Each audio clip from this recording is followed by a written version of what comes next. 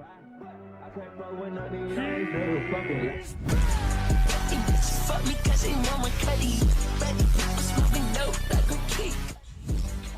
my goodness, it feels good to be back, guys. What's up, y'all? And welcome back to another video, man. And it's been a while. I've been overseas, but your boy literally got back an hour ago. That's it, an hour ago. I ate, had a shower, and I'm here to record a video for y'all. Now, we are doing something a little bit different. Recently, the Pokemon Legends ZA final preview came out a day ago. I haven't watched it yet, but you know, your boy is excited for ZA. You all might even get to see some ZA content on here, so I thought I might as well react to it, switch it up a little bit since we are now finally back. So I hope you boys are ready. For anyone who does watch my content, hey, did you miss me? Did you not? Because if you didn't, well, I mean, hey, if you didn't miss me, that's cool. I still mess with you. Don't worry, you can still watch and maybe even subscribe. Anyways, let's get straight into this preview. So we're gonna start. We're just gonna watch it. You know, I don't know how to react. So you're just gonna. We basically just gonna be watching it together. You know. So let's get straight into it. Oh, in my second hands-on opportunity with Pokemon Legends ZA Cassie, on Nintendo Switch 2, know. I played for almost an hour, which still isn't nearly enough time to fully sink my teeth into this new action-forward take on a mainline Pokemon game. However, it did ease some of my early concerns, pique up interest in mastering its battle mechanics, and reveal a few new details. Like how you can power up moves with Mega Power, and Mega Evolve repeatedly in the same battle, at least with some caveats. See, I was gonna be running 6 megas on my team. That was my plan. So hey, that's good news. We can mega multiple times in one battle. Hey, I get to use more of my team in a battle now. Let's get it. The modern setting of Legends ZA doesn't exactly do it for me. Even in real life, I generally prefer exploring ancient forests and temples over cities when traveling. But I did get to explore a wild zone in Lumio City myself during my hands-on this time around, and it was more interesting and fun than I expected. These wild zones are where wild Pokemon live within Lumio City, and so it's also where you can catch Pokemon. Wait, I just realized. So basically, two Houndours are jumping her at the same time. Look at, see this little one on the right, he's running up to her trying to bite her. He even get a bite of that ass cheek. Look, also where you can catch you feel Pokemon. me? Like in Legends Arceus, you can just toss a Pokeball at a Pokemon to try and catch it, but you can make the task easier by damaging the wild Pokemon first. Legends ZA makes an interesting change to an already modified catch mechanic. Yes, we already know when you knock it out, you can then catch it. They'll faint for a while, indicated by stars circling their heads as they wobble in place, giving you a free chance to capture them instead of disappearing. I like that. I like that. See, in the game, if you knock them out, they just disappear. But now in the game, if you knock them out, they're there. You can catch them. That's how it should be.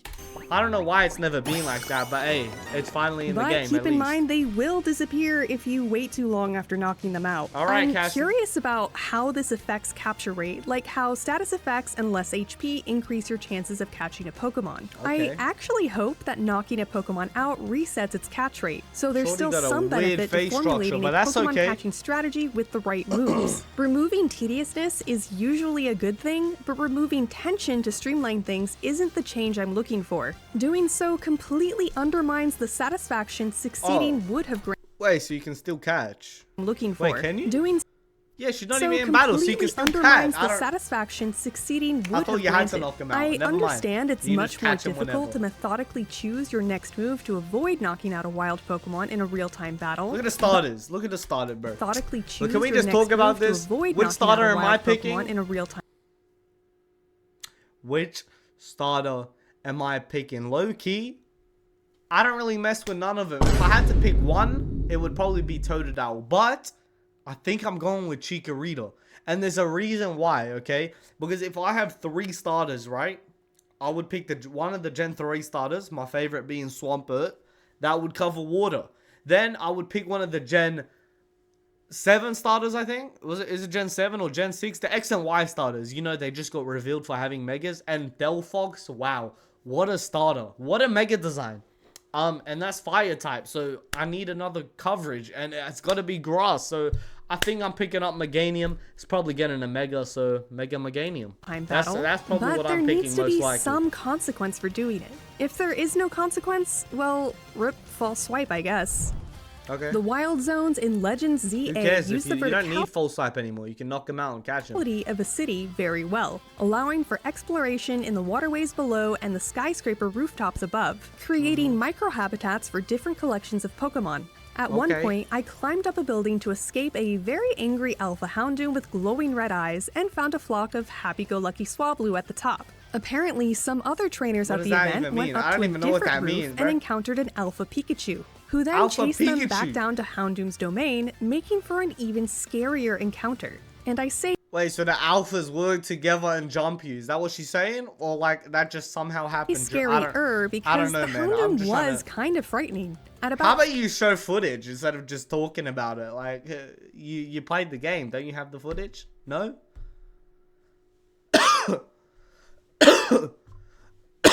5 levels above my own Pokemon, it knocked out my poor Gyarados despite my type advantage. This encounter made me want to experiment with my movements and strategy, where I discovered Gyarados Whirlpool remained on the field when I switched it out. I tried to dish out a well-timed sleep powder. Oh, okay.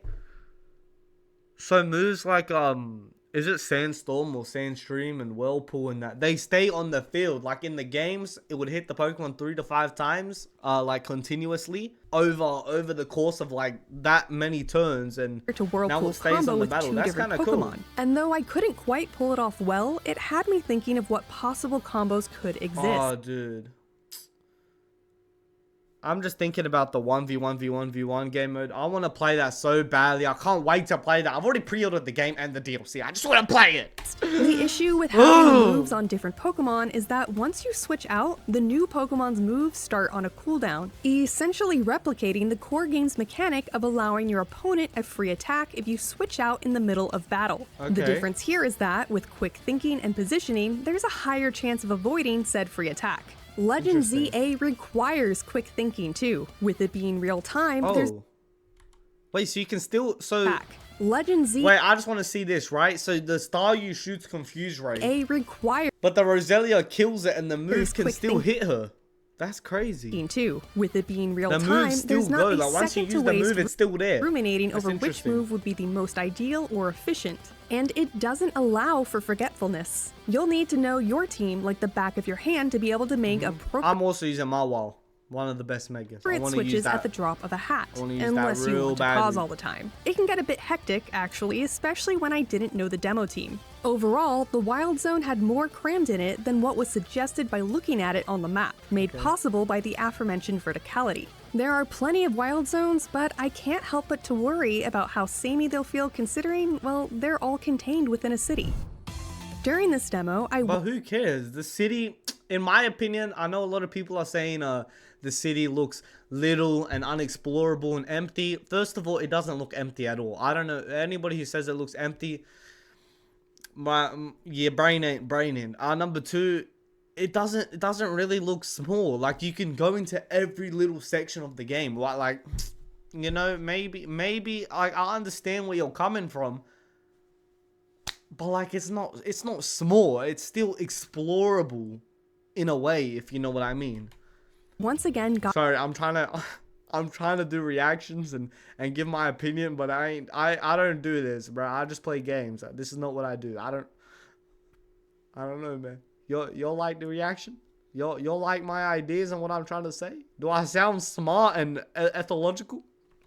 Just saying, just let me know, because I don't know. Royale Battle Zone, but this time at the higher W rank.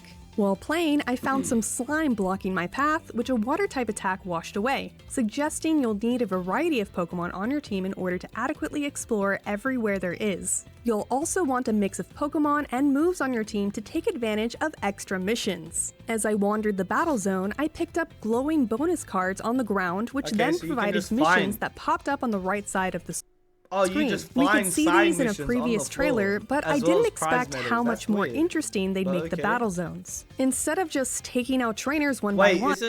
Is it missions you can do whenever, or missions only in that battle zone. Did she say that? I don't know if she said that. Which I could see becoming a bit monotonous. I kept these special conditions in mind. For example, one instructed me to start a battle with a flying type sneak attack and another to land a super effective water type attack.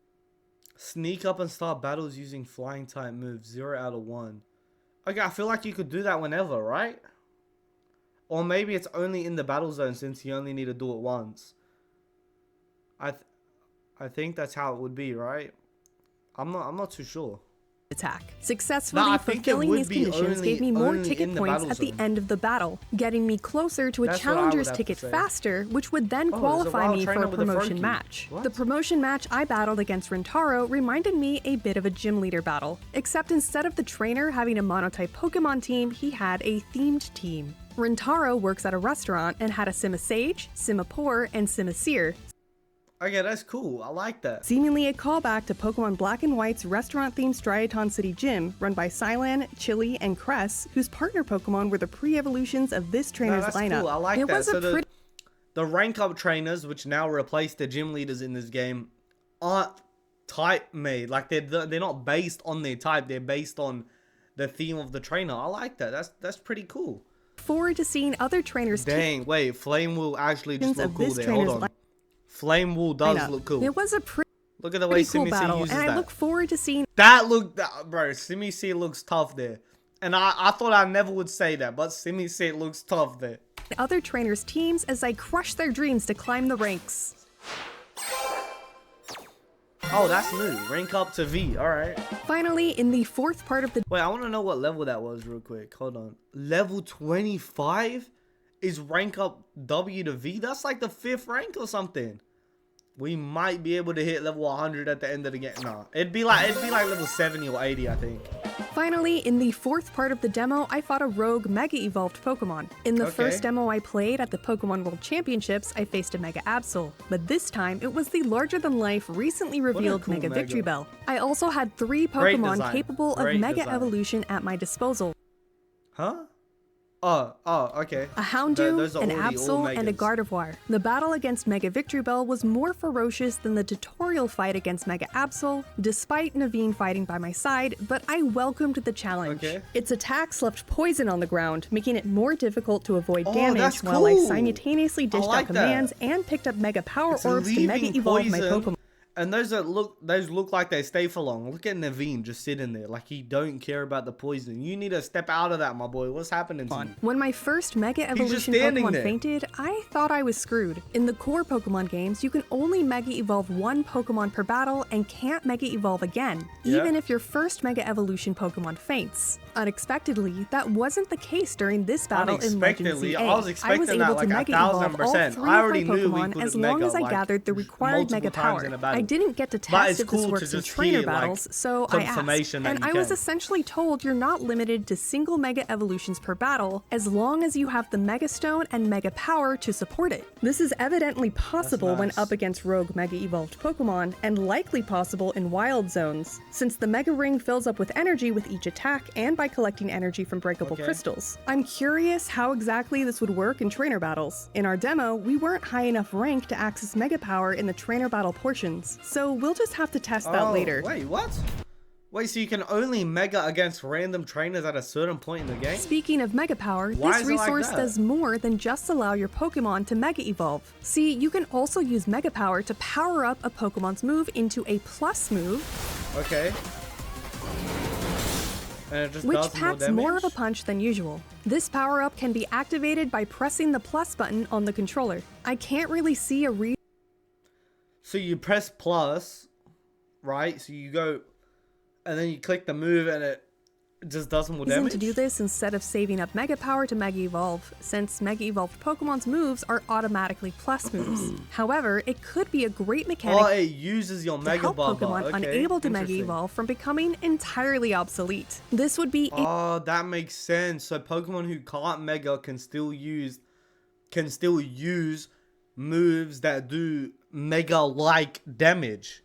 If that's how you explain it. I don't know if that made sense. It made sense to me. Especially important if you can actually Mega Evolve as many times as you want in trainer battles, solving the potential problem this freedom would have caused. Here's the thing, it's so difficult not to compare Legends ZA to Legends Arceus. As the predecessor set expectations I feel like weren't met. I liked Pokemon Legends Arceus' slightly modified battle system. The turn-based battles were just different enough I low-key didn't like that. I didn't like agile strong style. It wasn't my type of thing. This battle, the whole you control the I love this. This whole battling mechanic in this game. Wow, I can't wait to get my hands on this. Speed and strong styles to mix things up. I also loved Arceus' Blast from the Past feudal setting, which allowed for some really cool and unprecedented Look at his butthole, bro. Why did they give the dog the butthole? Feudal setting, and they even zoomed into it. We ain't need to see his butthole. It's Pokemon. Come on. Really cool and unprecedented Pokemon lore exploration. It triumphantly set itself apart from the rest of the mainline game's very modern settings, and this was my highest expectation for the Legends series. It honestly makes me wonder if there'll be and this. So I didn't react to this, obviously. I was overseas when I saw this at the time. Time travel stuff in Legends ZA but the Gen 6 starters got Megas. After watching its intro cutscene, first of all, Chestnut, wow, what an upgrade. Delphox, wow, what an upgrade. But Greninja, overall, more than an hour of Legends Look, man, listen, Greninja's the worst Mega. I have to say it. Out of all the Megas, Greninja got the worst one. I have to say it. I have to say it. Delphox got the best. Chestnut, wow, what a Mega design, dude. I really like Chestnut now. And Chestnut, low-key, like, without the Mega, he pretty ugly. Hey, so. I have to say I'm still skeptical. But look at Delphox. Come on, you're telling me you're not going to use this? If you're not using this, what are you doing? This is the best Mega. Also, you can't even get it unless you play ranked. I saw that and my mind was blown. I mean, I'm going to play ranked either way and online ranked, so I'm going to get it either way. But, like, I feel bad for the people who can't buy online or who don't want to play ranked or don't have the time, things like that. Like, you feel me? I'm personally going to play it and get it, but, like, why do I gotta wait until Season 2 finishes just to get this Mega? It's kind of stupid. Skeptical if I'm gonna be finished the game by the time I get my hands on it. So, matter of fact, my team might have to change because I can't use Mega Delphox until Season 2 is out. Appreciate this experience more than I did Legends Arceus. But I didn't dislike anything I've played or seen, and I absolutely had fun with it. Legends ZA's gameplay loop is unique, and I'm looking forward to experimenting with and mastering the new real-time battle system. I appreciate the risks Pokemon is taking here. I just hope they fully pay off. For more on Pokemon Legends ZA, don't miss the official story trailer and the game overview trailer. And for everything else in the world of video games, throw your Pokeball over at IGN. Okay, and that's it. Well, what do you guys think? I mean, if you don't watch Pokemon and you just watch me react to this, hey, bro. Why? Look, I support you. I appreciate you. But why would you watch it if you don't know Pokemon? And if you do know Pokemon, hey, let me know your thoughts down below. Are you excited for it? Me personally, I'm excited. I shouldn't yell. My mother's asleep. It's 11:20. I shouldn't yell. I'm sorry, Mom. Forgive me. Anyways, I hope you enjoyed. Make sure you subscribe and like to your boy if you haven't already. And if you have, go check out my other videos. Because they're not reactions like this. They gameplay. They funny. They kind of scary sometimes. Actually, I be getting scared a lot, low key. They pretty cool videos, but so y'all should go check them out. Anyways, I hope you enjoy the rest of your day, morning, evening, night, afternoon, morning, whatever it may be. Morning. And I'll catch you in the morning. Peace. Morning.